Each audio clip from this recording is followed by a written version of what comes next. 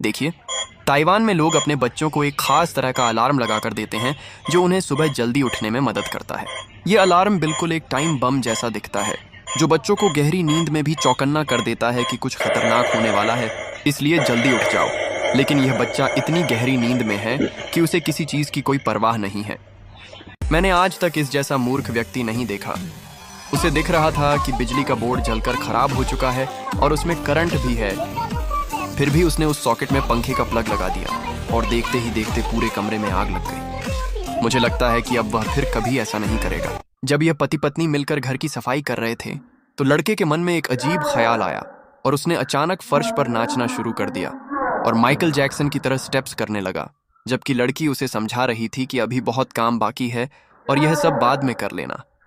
लेकिन लड़के ने अपनी पत्नी की बात नहीं मानी, तो अंजाम आपके सामने है। यह आदमी जब अपने छोटे पालतू कुत्ते को गले में रस्सी डालकर बाहर घुमाने ले गया तो उसकी अक्ल देखिए कि वह खुद फोन में मग्न होकर मस्ती से चला जा रहा था और उसे पता भी नहीं चला कि कब कुत्ते के गले से रस्सी निकल गई।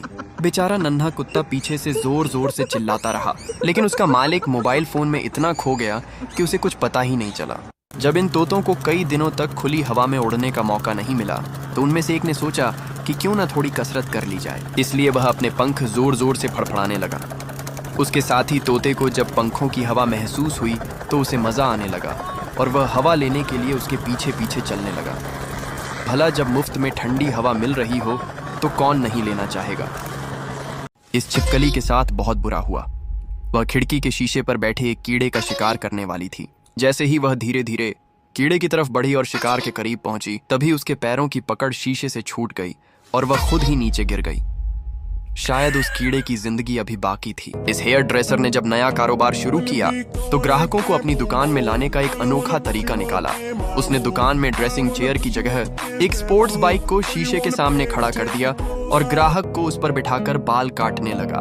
उसका यह तरीका वाकई कामयाब रहा और ज्यादातर लोग सिर्फ महंगी बाइक पर बैठने के बहाने उसके पास बाल कटवाने आने लगे।